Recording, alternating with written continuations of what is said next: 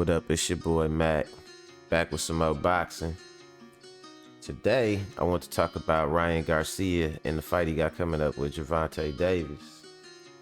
And basically, the value of the fight, because, I'm getting into this, getting my feet wet, you know what I mean, in this boxing talk thing, right? So I keep up with a lot of the other channels. Shout out to Pull Counter Boxing, shout out to Everything Boxing and Sports, Money Brown TV, Trill Boxing Talk, a couple different ones.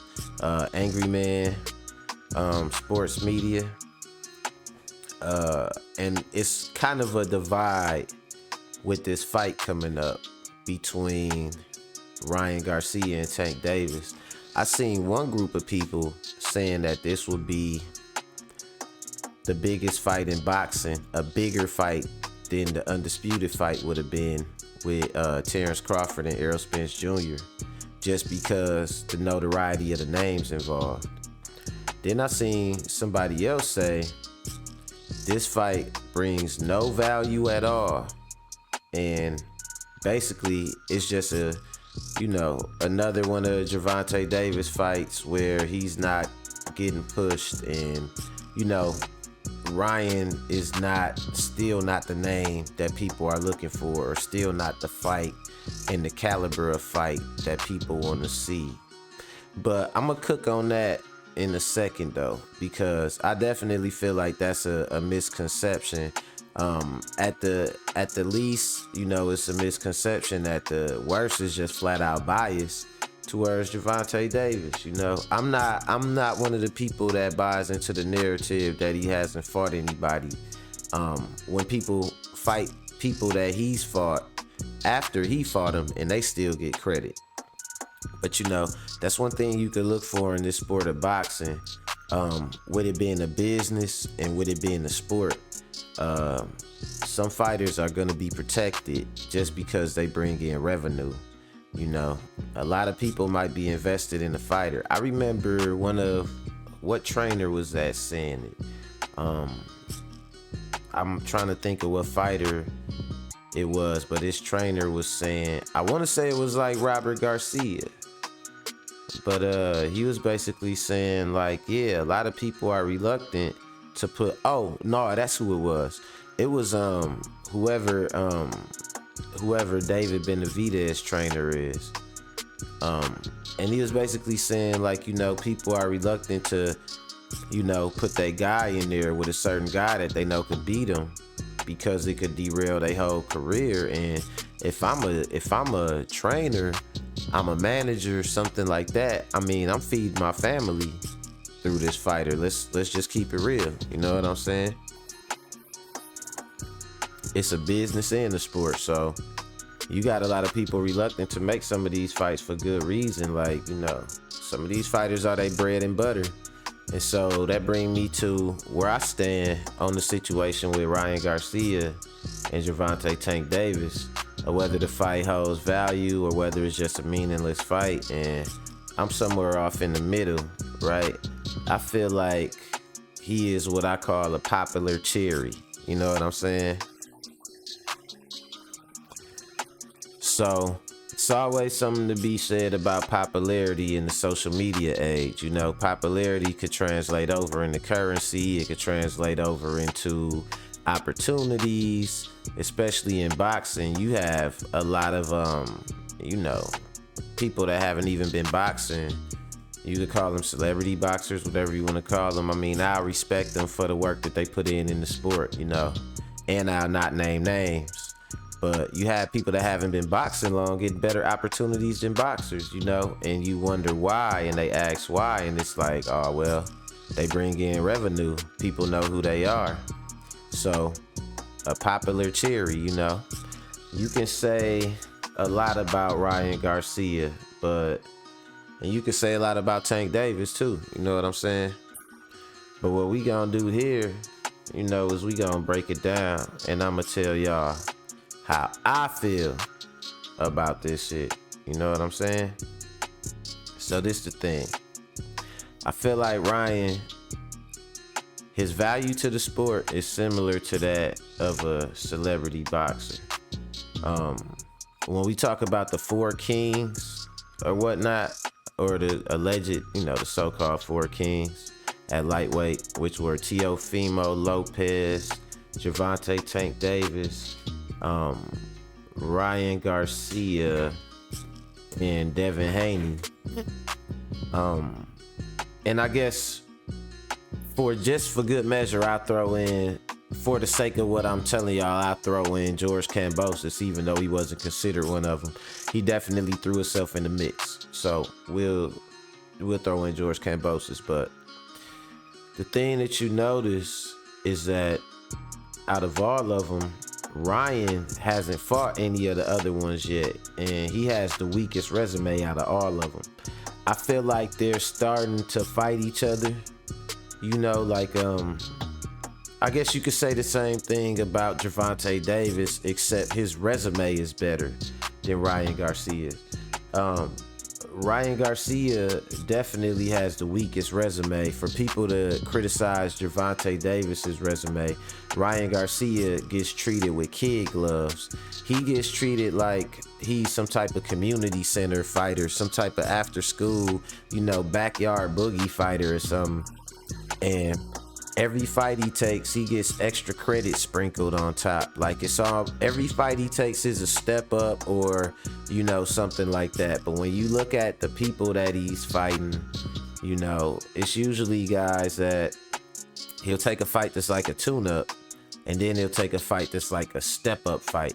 Ryan Garcia might take fights 2 and 3 months apart. I think a couple fights he took like 3 months apart, because these ain't guys that's necessarily really coming to fight. You know what I'm saying? Like, another thing about Ryan too is you got to think about the biggest fighter argument that De La Hoya's been using. He's been saying that Ryan Garcia is the biggest fighter at lightweight based on his popularity. That's been used to kind of shield Ryan from a lot of smoke. You know what I'm saying? When it comes to Ryan, it's like, oh, you need to earn Ryan. You need to earn Ryan. Why should you fight Ryan? Man, who the hell have Ryan fought? He ain't fought nobody. And when you look at the people he fought, you look at the order of the people he fought, he hasn't fought any champions. He had an opportunity when he was Devin Haney's mandatory, but he petitioned to not be the mandatory anymore. And another thing about it is Ryan Garcia, he has endorsement deals. So you have people invested in him, and those people invested in him are also invested in the networks that air his fights. So you best believe if you ever seen a Gatorade commercial on ESPN, then they're not finna say too much of nothing bad about Ryan. I even seen some of the legends, or company legends as I call them, because they definitely compromise. Like, yeah, you could be a legend in the sport, but shit, after you retire, you got a job now working for the network. You pretty much toeing the line.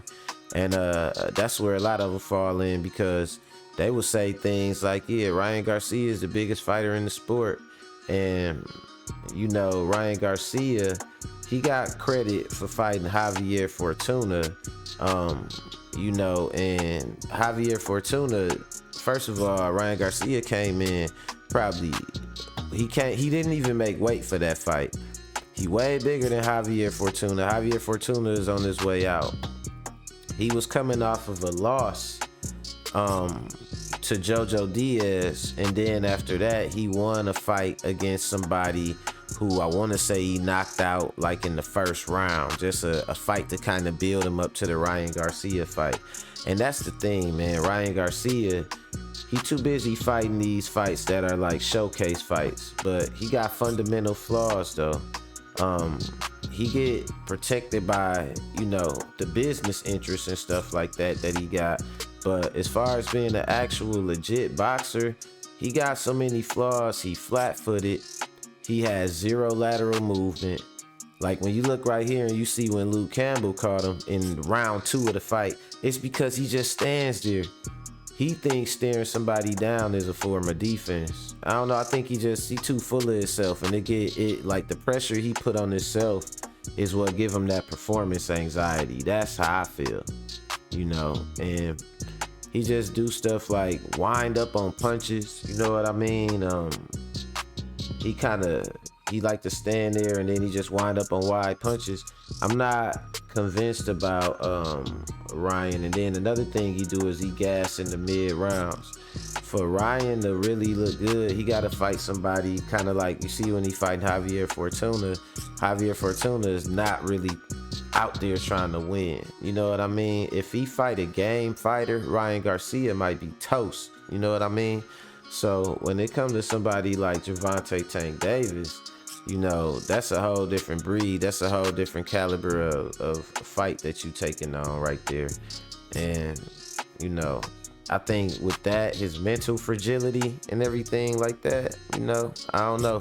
I think Ryan he's just a popular cherry. He don't really got a lot of value as far as if you say, well, you know, it's a legacy fighter, I'll beat Ryan Garcia. When you look at Ryan Garcia's resume of who he even beat, you know, it's not gonna say much. And that's gonna be a valid argument that it's not much to say you beat him. And if Tank beats him in the convincing fashion that I think that he's gonna beat him in, I don't think that Tank will get any credit for that win. They would be like, well, you know, Ryan shouldn't even really been out there and so on and so forth, right? But that's how I go. I think Tank don't get a lot of the credit he deserved for his resume. I think he been tested against more types of fighters, bigger guys, smaller guys, faster dudes, arguably somebody in Riley Romero with as much power as him or more. That's a bigger guy. You know what I mean? Just, you know, he had a lot of, even when he fought Mario Barrios, that wasn't a walk in the park. That was a real fight that people and some legends even said that he would lose, you know? So we just gonna have to see, man. The proof will be in the pudding, but that's all I got for y'all, man. Remember, you can play games, but you can't play boxing. I'm out.